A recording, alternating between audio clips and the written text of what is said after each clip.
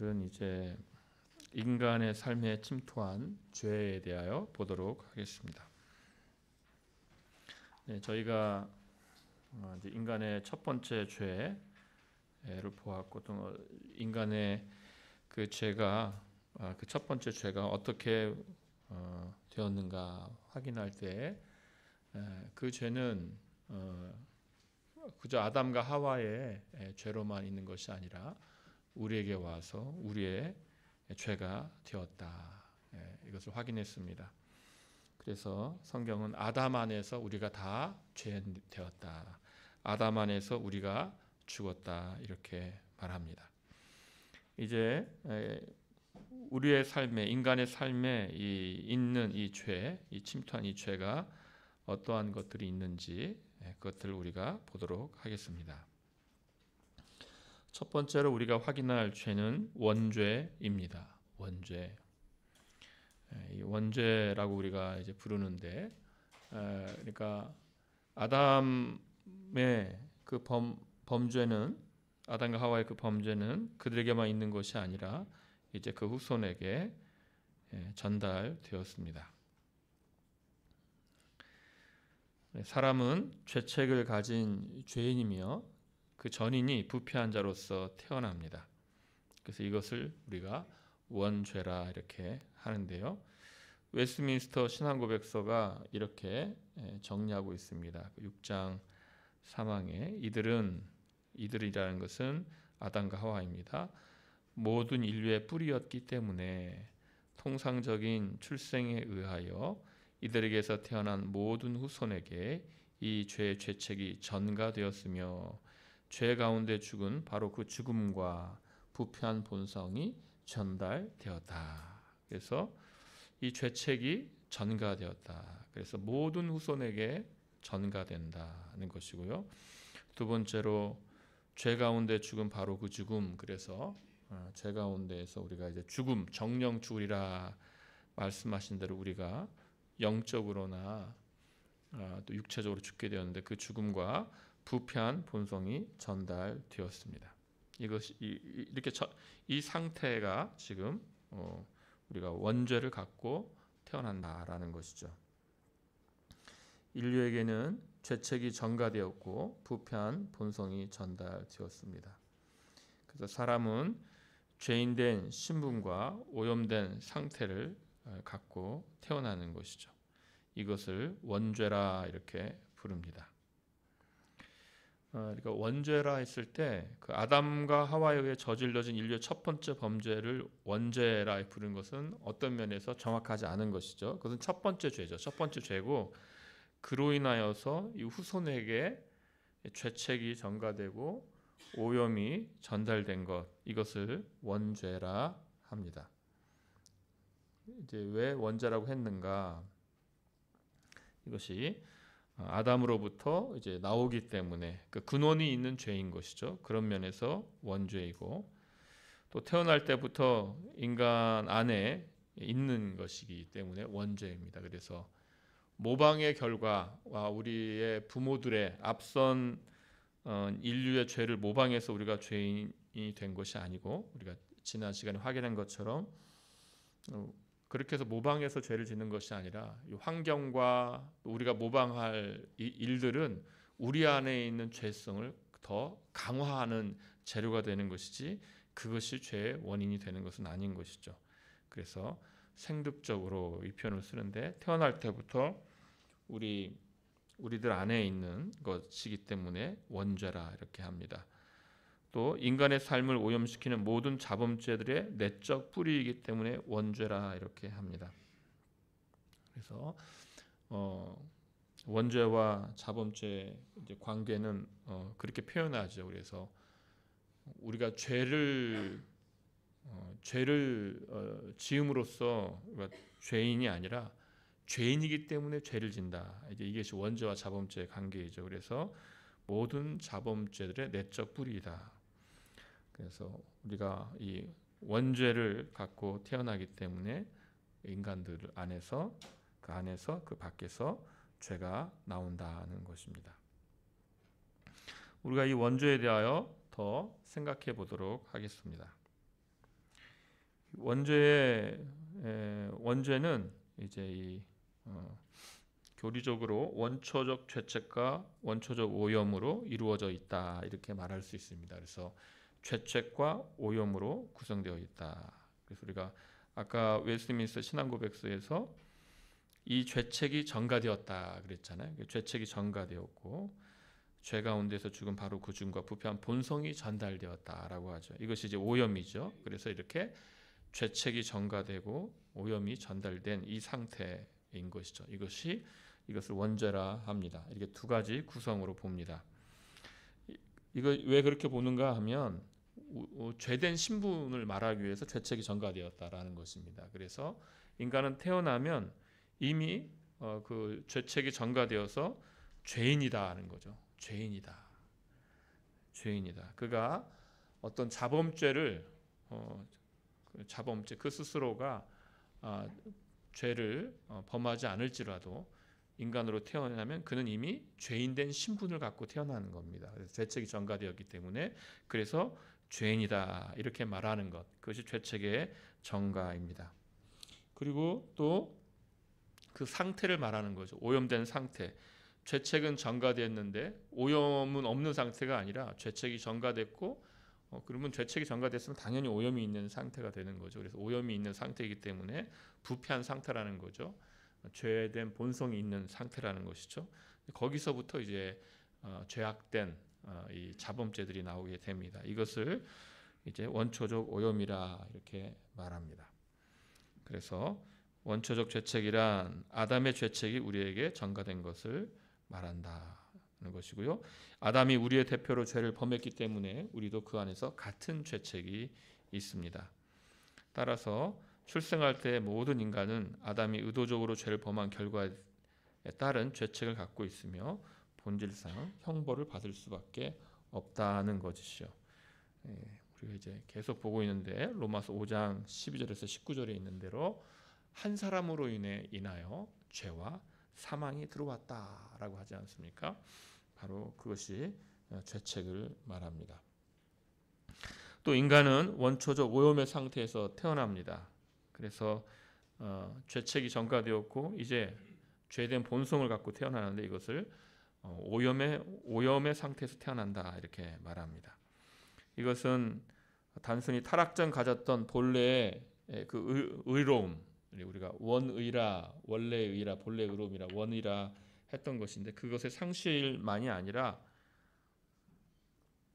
죄를 향한 적극적인 성향을 표현하는 것이 오염의 상태입니다. 그래서 중립된 상태라는 건 없습니다. 그러니까 원의를 상실했으니까 이게 의가 없는 중립된 상태인가? 그게 아니고 원의가 상실하면 그건 당연히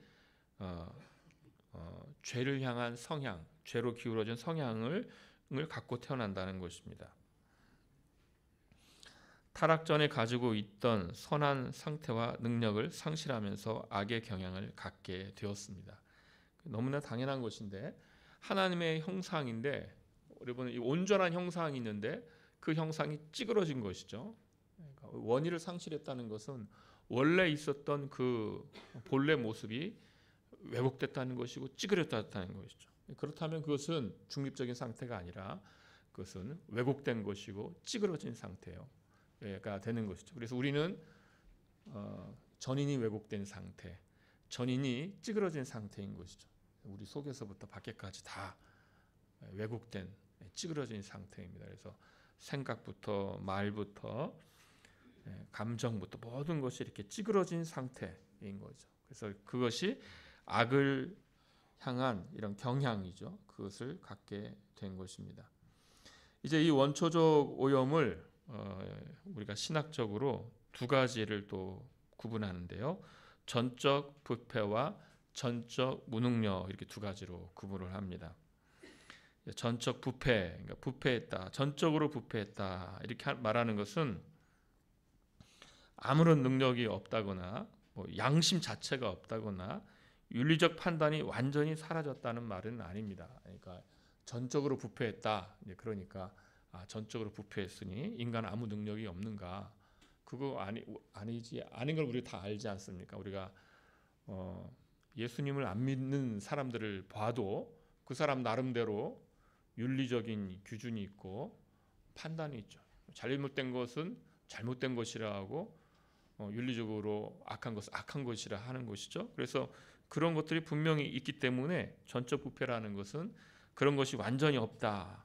그들에게 양심도 완전히 사라지고 윤리적 판단이 완전히 사라졌다. 이런 것이 이제 전적 부패는 아닙니다.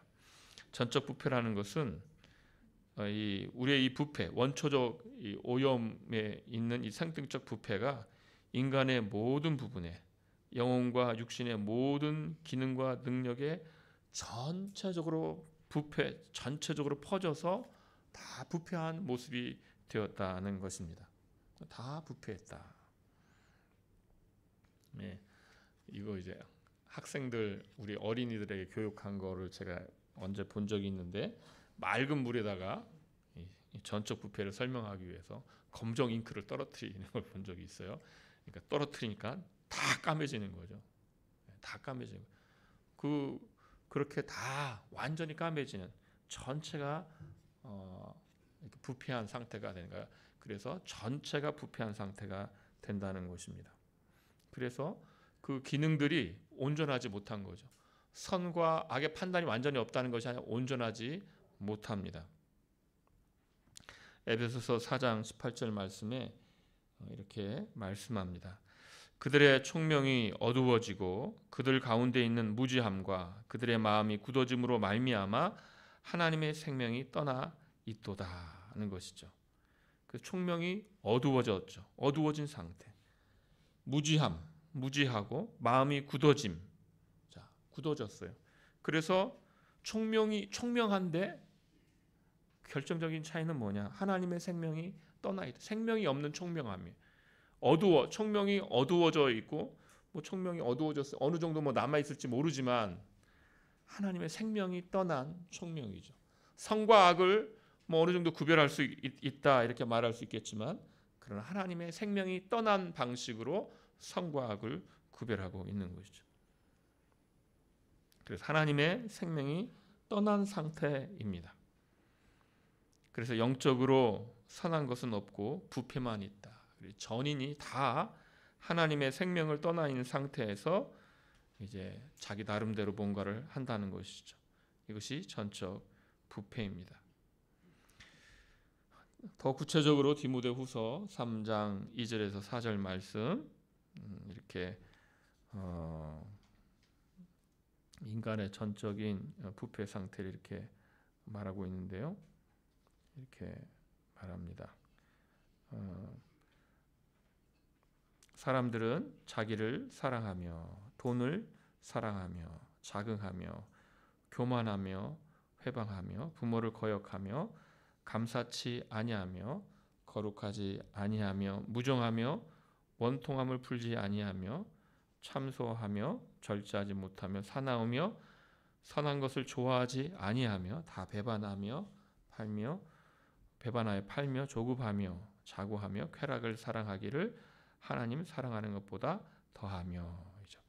그래서 이제 모든 많은 것들을 앞에 이렇게 열거할지라도 결국 이거죠. 하나님을 사랑하는 것보다 더한다. 그래서 하나님을 사랑하는 것에 맞춰져 있지 않고 반대되는 것을 다 하고 있는 것이죠. 이것이 전적 부패의 모습입니다.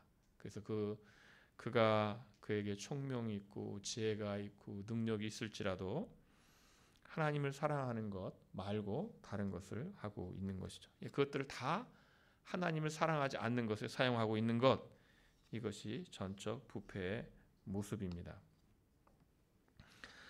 이 원초적 오염이 이제 전적 부패와 전적 무능력 이렇게 두 가지로 구성되어 있다 말씀드렸는데요. 그러면 원초적 오염에 있는 이 전적 무능력은 무엇이냐? 전적 무능력이라는 것은 인간에게 어떤 능력도 없다는 의미는 아닙니다. 뭔가 아무 능력이 없다 이런 건 아니잖아요. 뭔가 어떤 사람들이 뭔가를 지금 기능하고 있지 않습니까? 공부도 많이 하고 열심히 연구도 하고 어떤 활동들도 하고 있습니다. 능력이 있는 것이죠. 그래서 인간이 자연적인 어떤 능력, 시민적인 선, 또는 외적인 선을 전혀 행할 수 없다는 말이 아닙니다. 뭔가 선한 것을 하죠. 뭔가 선한 것을 합니다. 그러나 전적 무능력이란 어떤 의미냐 하면 그런 선을 행할 수 없다는 의미가 아니라 죄인이 거듭나지 못하면 하나님께서 요구하시는 그 요구에 어울리는 어떤 작은 행위도 할 수 없다는 말입니다. 그래서 그가 자기 나름대로 뭔가를 했어요. 능력을 가지고. 그러나 하나님께서 잘했도다 이렇게 칭찬할 만한 것은 없다는 것입니다. 왜냐하면 인간은 아까 말씀드린 대로 자기를 향해 있거든요. 자기를 사랑함에 향해 있지 하나님을 사랑하는 것을 향하여 있지 않기 때문에 인간이 하는 그것에 하나님께서 인정할 수 있는 그런 선이 있는 것은 아닙니다. 요한복음 6장 44절 말씀 예수님께서 이렇게 말씀하시죠. 우리 같이 한번 읽어보겠습니다. 시작. 나를 보내신 아버지께서 이끌지 아니하면 아무라도 내게 올 수 없으니 오는 그를 내가 마지막 날에 다시 살리리라. 예. 나를 보내신 아버지께서 이끌지 아니하시면 아무도 올 수가 없다. 인간은 무능력하기 때문에 스스로 아버지께 나아갈 자는 없는 것이죠. 이끌어야만 겨우 나아가는 것이 인간입니다. 고린도전서 2장 14절 말씀도 이렇게 말씀합니다. 육에 속한 사람은 하나님의 성령의 일을 받지 아니하나니 저에게는 미련하게 보이며 또 깨닫지도 못하나니 이런 일을 영적으로야 분별함이니라. 그래서 육에 속한 사람은 하나님의 성령의 일을 받지 않는다. 그래서 거듭나지 아니하면 니고데모에게 예수님께서 성령으로 거듭나는 자가 하나님의 나라를 본다라고 말씀하신 것처럼 육에 속한 사람은 다 어리석게 보이고 깨닫지도 못하기 때문에 그는 하나님의 나라가 보이지 않고 들어갈 수도 없는 것입니다. 이러한 이 원초적 오염에 대하여 전적 부패와 전적 무능력에 대하여 하이델베르크 요리문답서 8문이 이렇게 묻습니다. 그런데 우리는 그 정도로 부패하여 어떤 선을 위해서도 완전히 무능력하고 모든 악을 향한 성향이 있습니까? 답 같이 읽어봅니다. 네, 성령을 통해 중생하지 않는 한 그렇습니다. 성령을 통해 중생하지 않는 한 인간은 선을 위해서 완전히 무능력하다. 모든 악을 향한 성향이 있다. 이것입니다. 그러니까 우리가 이렇게 예수님께서 우리를 이끄셔서 성령으로 거듭나게 하시고 이렇게 우리가 이 믿음 생활을 갖고 있다는 것 얼마나 이게 감사한 일인가. 그 은혜가 없었으면 우리는 여전히 선을 위하여서 하나님이 기뻐하시는 선을 위해서는 무능력한 자요 악을 향한 성향이 그대로 있는 상태에서 이 땅에서 방황하고 살고 있었겠죠. 자, 이렇게 원죄에 대하여 보았습니다. 그래서 원죄가 이렇게 죄책이 전가된 상태요. 그래서 죄인된 신분을 갖고 우리는 태어난다. 또 원초적 오염을 가진 자로서 전적으로 부패한 자요, 전적으로 무능력한 자로 우리는 태어났다. 본래 인간은 그러하다는 것입니다. 원죄와 관련해서 우리가 또 한 가지 살필 주제는 자유의지입니다. 그래서 그럼 원죄가 이렇게 우리 원죄를 갖고 태어난다는 이 의미가 그러면 자유의지에는 어떤 관련이 있는가라는 것이죠. 그래서 자유의지의 상실을 의미하는가? 상실. 그럼 우리는 자유의지가 없는가? 우리 의지가 있는 것 같은데 그럼 자유의지가 있는가? 이걸 우리가 어떻게 말할 수 있는가? 어떤 식으로 말을 해야 되는가라는 것이죠. 웨스트민스터 신앙고백서 9장은 이 자유의지에 대하여 이렇게 말합니다. 1항과 3항만 가져왔습니다. 전체는 다 가져오지 않고요. 이제 1항은 이렇게 고백합니다. 1항을 우리 같이 읽어봅니다. 시작. 하나님께서 사람의 의지에 본성의 자유를 부여하셨다. 이 본성의 자유는 강요받지 않으며 또한 본성의 어떤 절대적인 필연성 때문에 선이나 악을 행하도록 결정되어 있지도 않다. 이것은 우리 의지에 대한 근본적인 전제입니다. 그래서 하나님께서는 사람의 의지에 본성의 자유를 부여하신 것입니다. 그래서 이 본성의 자유는 강요받지 않습니다. 우리가 죄를 범하면 강요받아서 죄를 진 것이 아니라 우리의 이 본성의 자유를 통하여 죄를 범한 것입니다. 그래서 죄인으로 정죄되어 심판을 받는 것입니다.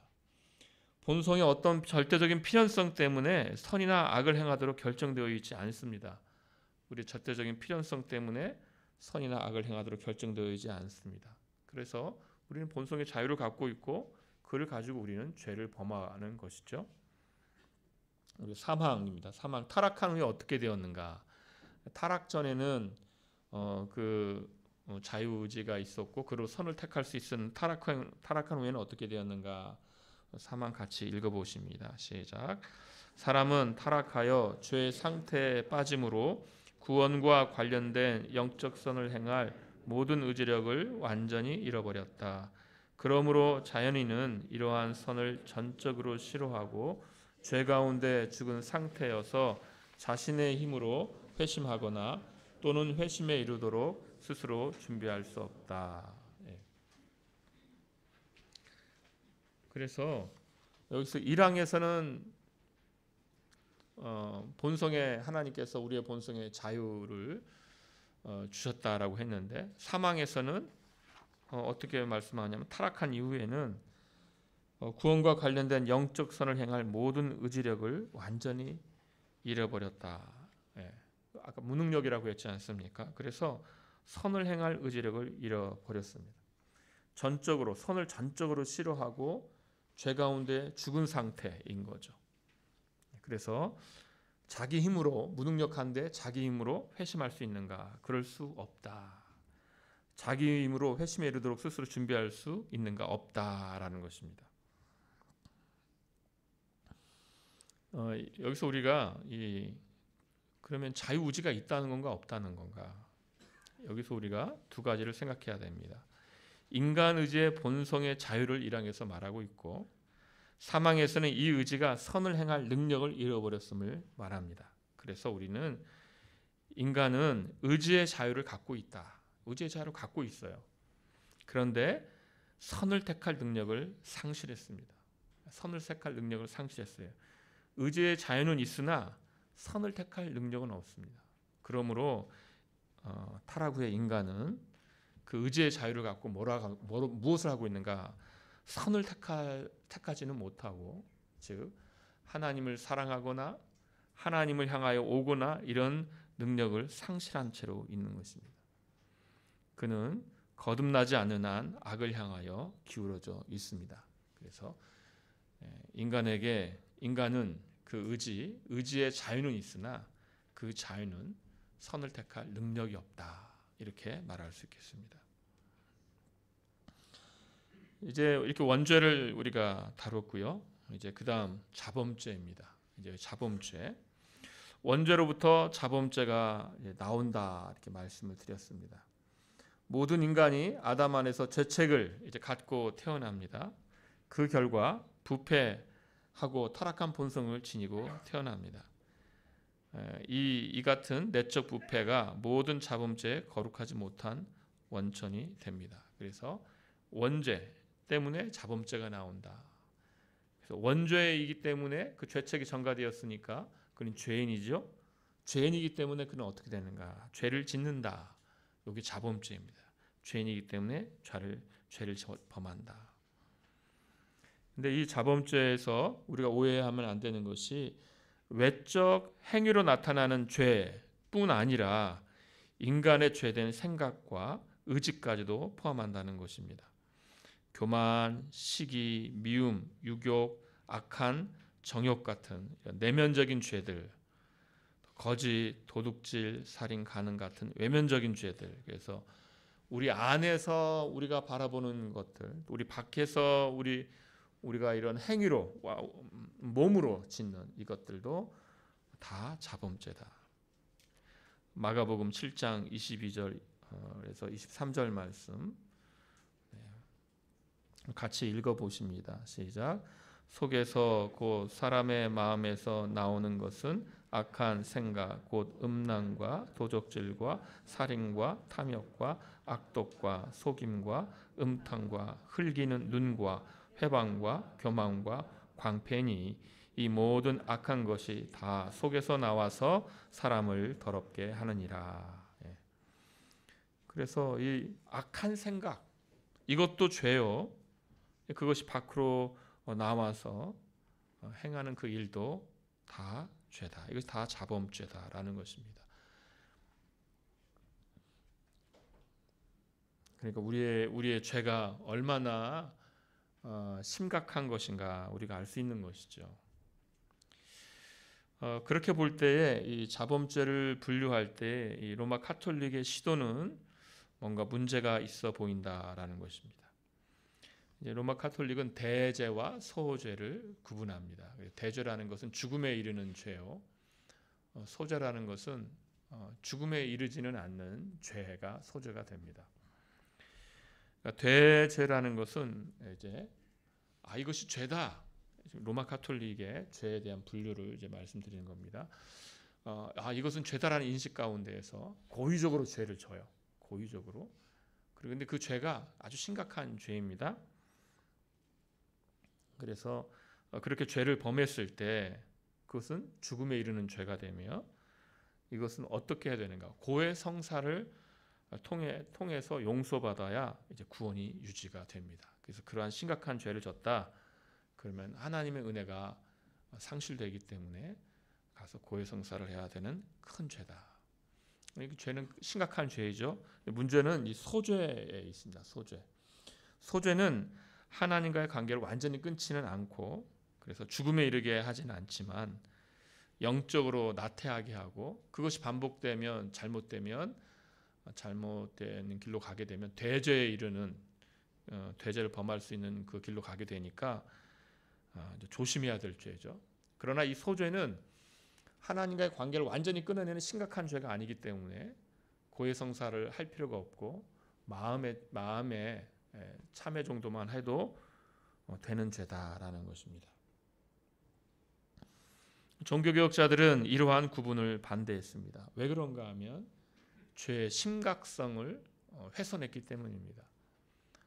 어떻게 그러니까 마음으로 그러니까 여기서는 마음으로 짓는 죄는 대부분 소죄가 되겠죠.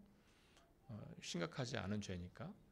그래서 내가 잘못했구나. 이 정도의 마음을 가지면 되는 정도.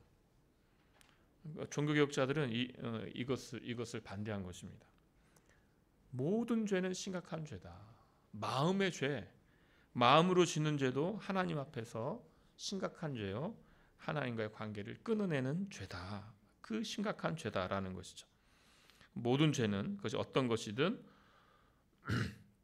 죄의 삭은 사망이다. 거기에 해당되는 죄가 되는 것입니다. 성경이 죄의 정도에 따라서 그 벌을 구분하고 있는 것은 사실이지만 하나님과의 관계를 끊지 않는 작은 죄라는 것은 없습니다. 그래서 이 구분, 그래서 대죄는 심각한 죄요, 소죄는 심각하지 않은 죄. 이것은 안 된다라는 것입니다. 모든 죄는 그 자체만으로 심각한 죄요, 하나님과의 관계를 끊어내는 분리하는 죄가 되는 것입니다. 그러나 또 반면 심각하지 않은 죄가 없는데 심각하지 않은 죄가 없다. 그러니까 모든 죄가 다 심각하다는 거죠. 그러니까 모든 죄의 경중이 같다. 이렇게 볼 수 있는가? 그렇지는 않다는 것입니다.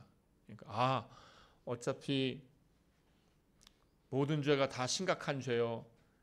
정말 심각하기 때문에 우리는 미움 자체도 정말 예수님 그 성경에서 정말 미움 자체도 살인과 같은 죄다 이렇게 심각하게 바라보지 않습니까? 마음으로 미워하는 것조차도. 그러면 어차피 마음으로 짓는 살인죄나 실제로 범하는 살인죄나 같은 심각한 죄이니 이왕 심각한 죄 범할 거 제가 더 이상 말씀 못 드리는데 폭행을 하자 뭐 이럴 수 없지 않습니까? 그것은 안 되는 말이죠. 그래서 경중이 같다 이런 생각도 옳지 않은 것입니다. 알고 지은 죄는 더 큽니다. 누가복음 12장 47절 48절에 보게 되면 그것은 더 큰 죄입니다. 알고 지은 죄. 또 더 밝은 빛 가운데서 회개하지 않는 죄는 더 큰 심판을 가져옵니다. 그래서 나중에 심판받을 때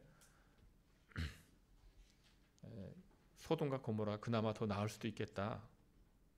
내가 이러한 표적을 보이고 이러한 가르침을 보인다면 얼마나 많은 이들이 회심했겠는가 이러면서 예수님께서 그 정죄하는 그 말씀을 하십니다. 그래서 알고 지은 죄는 더 크고 더 밝은 빛 가운데서 짓는 죄는 더 큽니다. 그래서 성경은 분명하게 모든 죄가 심각하고 그 심각한 죄에 또한 경중이 있다는 것입니다. 대리문답서는 이렇게 말합니다. 150문에서 하나님의 법을 어긴 모든 범죄가 그 자체로 또한 하나님 보시기에 동등하게 악합니까? 하나님의 법을 어긴 모든 범죄가 동등하게 악하지 않고 어떤 죄는 그 자체로 더 악하고 또한 여러 가지로 더 악화되어 다른 죄보다 하나님 보시기에 더 흉악합니다.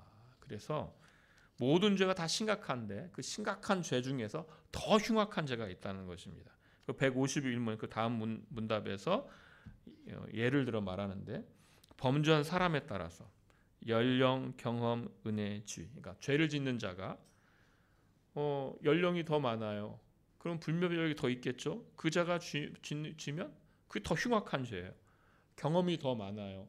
그러면 더 많은 지식을 갖고 있겠죠. 그럼 더 흉악한 자예요. 은혜, 더 많은 은혜를 받았어요. 근데 죄를 져요. 그러면 그건 더 흉악한 죄입니다. 지위가 있어요.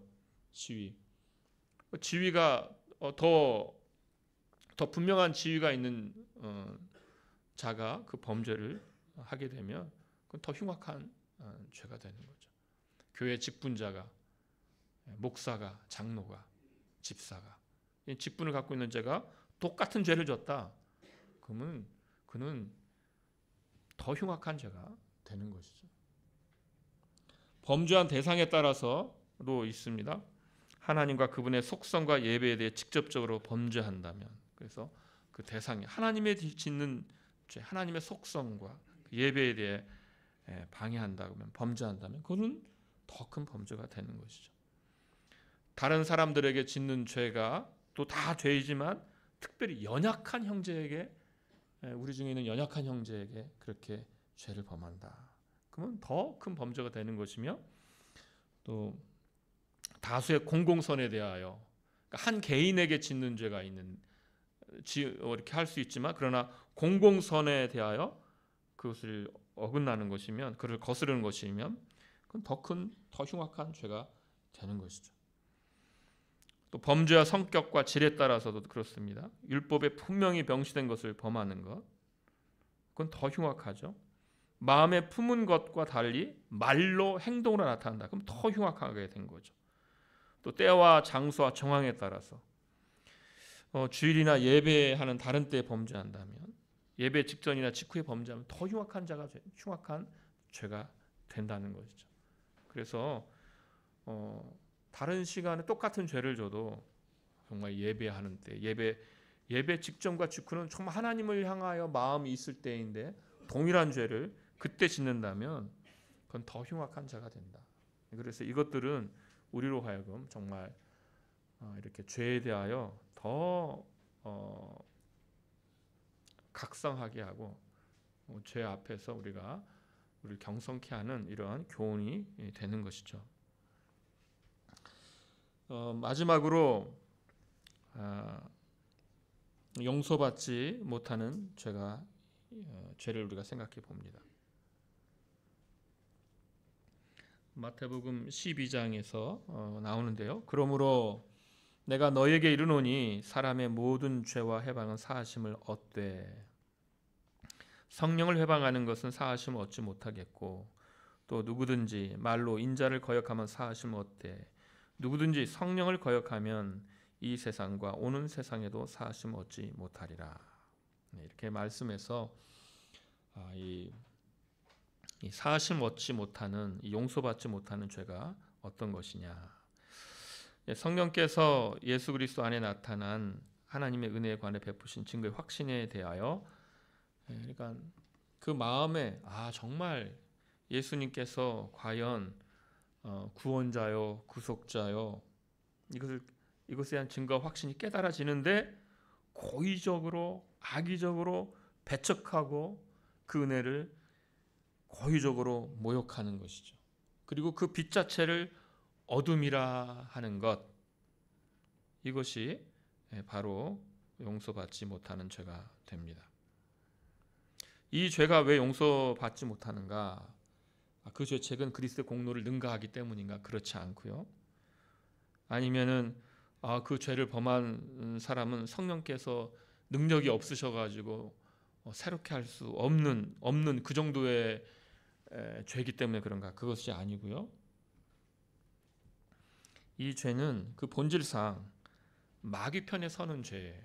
아주 극단적으로 마귀 편에 서서 하나님의 일을 마귀의 일이라고 선언하는, 아주 극단적으로 하나님을 반대하는 죄입니다. 그러니까 그가 정말 그것을 부인할 수 없을 만한 그런 증거를 그 스스로가 갖고 있음에도 불구하고 그것을 빛을 어둠이라 하고 하나님의 일을 마귀의 일이라 칭하는, 극단적으로 마귀의 편에 서는, 따라서 이 죄는 그 특성상 회개를 배제하기 때문에 용서받지 못하는 것입니다. 혹시나 내가 이 죄를 범한 거 아닌가? 내가 용서받지 못하는 죄를 범한 거 아닌가? 이 죄가 회개가 따르지 않기 때문에 이런 죄에 대한 두려움을 갖고 있고 염려하는 사람은 이런 죄를 범할 리가 없는 것이죠. 또 다른 사람이 자기를 위해 기도해 주기를 바라는 사람, 이런 사람은 이 죄를 범하지 않았다고 확신할 수 있겠습니다. 그래서 오늘 인간의 삶에 침투한 죄입니다. 그래서 저희가 계속해서 이렇게 죄를 몇 주 동안 다뤄서 마음이 아프고 마음이 슬프고 그렇지만은 이런 걸 볼 때에 또 우리에게 주신 하나님의 은혜, 십자가의 공로가 얼마나 큰가. 우리 스스로는 무능력하여 전적으로 부패하여 하나님께로 우리 자신을 되돌릴 수 없는 이런 자들을, 하나님을 찾을 수도 없는 자들을, 믿음을 가진 이 상태에서조차도 우리 스스로는 이 믿음을 유지할 수 없는 이런 자들을 하나님께서 우리를 되돌리시고 그 은혜를 부어주시고 끝까지 붙잡으신다는 이것을 생각할 때 우리가 더욱 하나님의 은혜를 더 생각하게 되고 십자가를 더욱더 간절히 붙잡게 됩니다. 함께 기도하겠습니다. 하나님 아버지, 오늘 이렇게 또 교리 공부를 통하여 우리가 받은 그 큰 은혜가 얼마나 큰지 찬송을 올려드릴 수밖에 없는, 감사를 올려드릴 수밖에 없는 그 큰 은혜를 받았음을 다시 생각하며 주님을 찬송하옵나이다.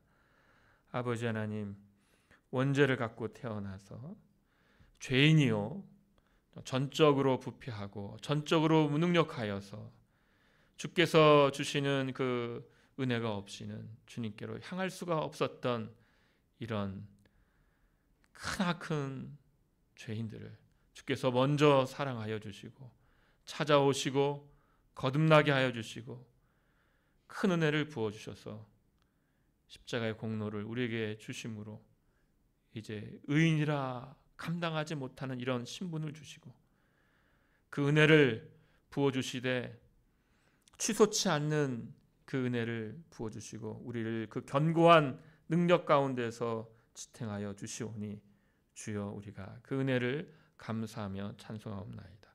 주님, 이 놀라운 은혜를 받았사오니 복음에 합당하게 사는 자들이 되어서 더욱더 죄를 멀리하며 우리 안에 죄가 발각될 때마다 십자가의 그 공로를 견고히 간절히 붙들면서 주의 은혜를 찬송하는 자 되게 하여 주시옵소서. 우리의 삶이 그렇게 주의 은혜를 증거하는 삶이요,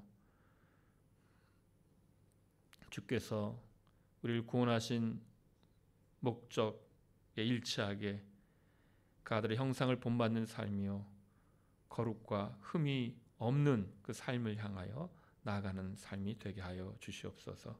감사하오며 예수님의 이름으로 기도하옵나이다. 아멘.